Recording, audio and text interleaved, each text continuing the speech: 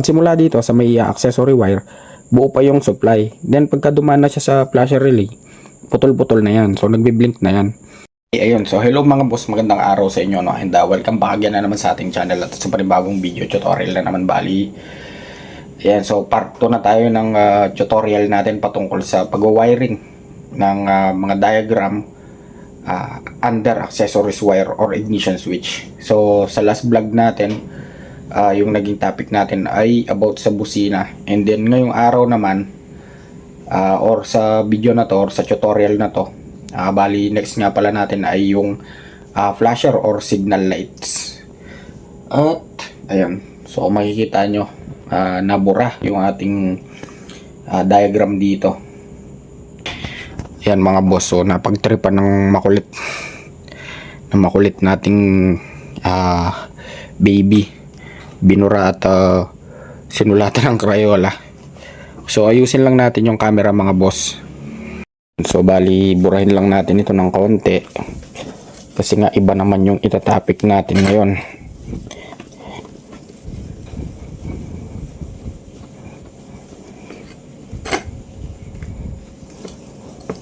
Yan, ayusin lang natin to.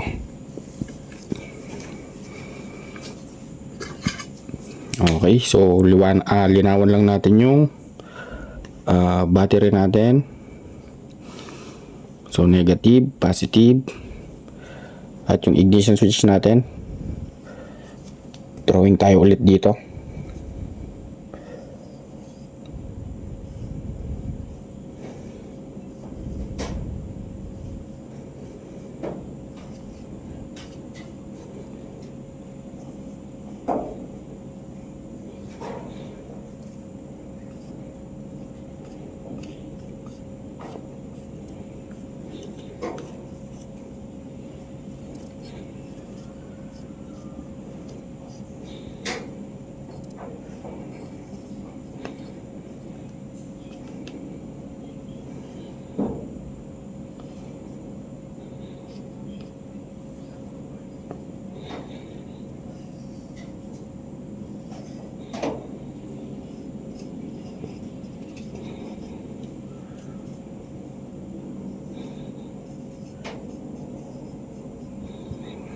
Okay, so ayun na siya mga boss. And maisingit ko nga lang pala mga boss, ano. Okay, ayun, sa mga nagtatanong nga pala about sa FI mga boss, kung bakit hindi natin siya itinatopic or ginagawa ng tutorial diagram ganon. So napaka crucial kasi ng FI mga boss, ano, kasi nga naka-program na yan and ECU, electronic controlled, ano. So kung gusto mo siyang matutunan, dapat unang-una mga boss meron kang scanner, and then pag-aralan mo kung paano siya mag-flow or kung paano mag-function yung bawat sensor or kung ano yung mga sensor. So sa madaling salita, ang kailangan mo lang matutunan doon yung mga sensors mismo. Ayun, so mabalik tayo sa topic mga boss. Bali na ba tayo? Next nga pala natin ay yung flasher, no? Flasher.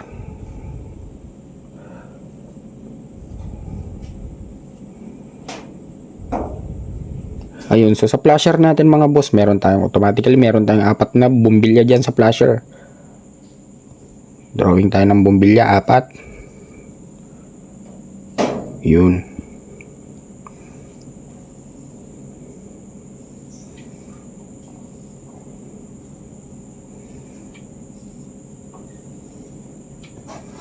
At bumbilya sa baba.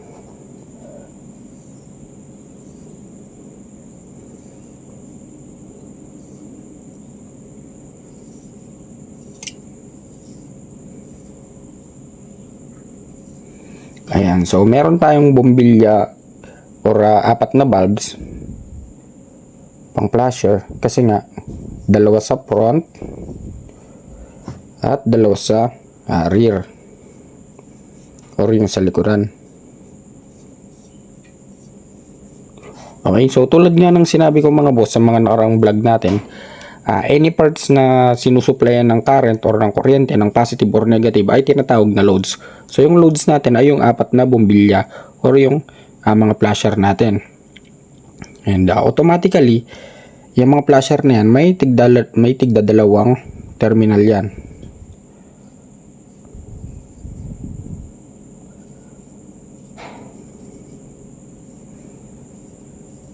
Okay.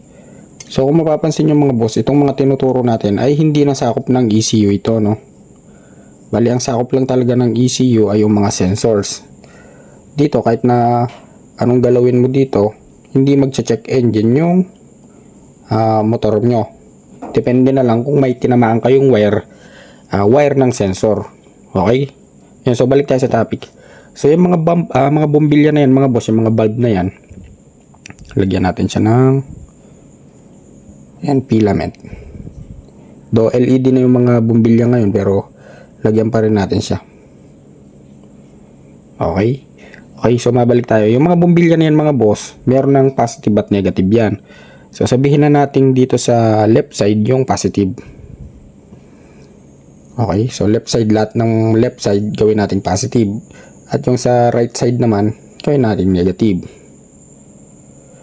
Since meron na tayong negative doon sa may battery natin, pwede na nating pagkonikin yung mga negative na yan. Saan ba natin idadaan to? Siguro dito na lang sa ilalim. Yan. Para minsan na lang. Pagkonikin na natin yung mga negative ng bombilya natin. Yun. At syempre, maglalagay tayo ng body ground dyan. Yan. Okay, para kahit saan tayo mag-tap ng wire or sa chassis po pwede, or sa battery po pwede, may supply pa rin tayo ng negative. So okay na yung negative natin mga boss. Bali meron na lang tayong positive. So yung positive ng mga bombilya natin, automatically dito kukuha ng supplyan dito sa accessories wire. At sa mga bago pa lang pala sa channel natin, kung mapapansin nyo, dun sa may positive ng battery natin, may red wire yan. So dumaan sa fuse. Pagdaan niya sa fuse, yung current tatakbo lang sa ignition switch. Ngayon kapag ka-inon mo, magkakasupply ng current itong accessories wire. So dyan kukuha ng positive yung ating mga bombilya. So meron na tayong negative doon, okay na yan. And then before yun mga boss, meron tayong flasher relay dyan. Kaya nga flasher or signal light para mag-blink yung mga signal lights natin or yung bombilya natin sa harap at saka sa likod, or every time na mag-turn tayo ng left or right. So yung flasher relay natin mga boss, ayan, kung di pa kayo nakakita, usually ang itsura nito ay kwadrado. Minsan may bilog, pero madalas ay kwadrado. And then may dalawang terminal yan. Kung papansin ninyo, isang letter B, yun sa may left side, at saka isang letter L, yung sa may right side. So yung letter B na terminal, konektado na yan dito sa may accessories wire natin. So dyan na siya kumuha ng supply. Ngayon yung supply mga boss, kapag kainon mo yung susian, automatically supplied na yung wire na yan. So kapag ka pumasok dito yan sa may flasher relay, yung flasher relay na yung bahala para mag-supply ng putol-putol na kuryente dito sa may letter L. And then yung L na yan, tatakbo na yun sa loads. So ibig sabihin loads. Pero before yon, meron pa tayong switch dyan. Okay? Itong karugtong nitong wire ng ating flasher relay, tatakbo na yan sa may switch natin. Ayan. So ganyan yung since may left and right yung switch natin, so gawa na lang tayo ng for example flasher switch, ano. Ayan, so may pindutan yan sa gitna, and then may arrow yan sa gilid kabilaan. Ayan. So imagine natin, ay ang gitna na yan, dyan nakakonect itong ating wire na galing dito sa may flasher relay.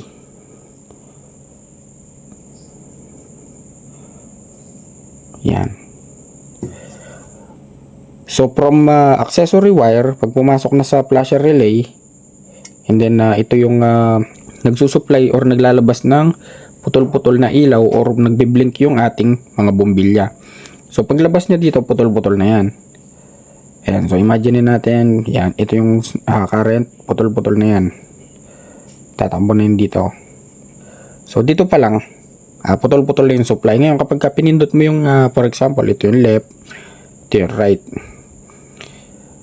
Every time na mag-left ka, yung source na yon or yung current na yun, putol-putol nang tatakbo sa mga flasher natin. And then dyan na natin i-connect yung mga wires. So sa mga signal lights natin or flasher natin mga boss, meron tayong front left at saka rear left. Siyempre meron din tayong front right at saka rear right. Okay, yung flasher natin na front left at saka rear left, konektado na yan mga boss, yung positive niyan. So ipag-connecta na natin. At kumuha yan ng supply dito sa may left natin, left switch. Yun. Kasi ito yung main dito pumasok yung current na galing sa may relay. Ayan.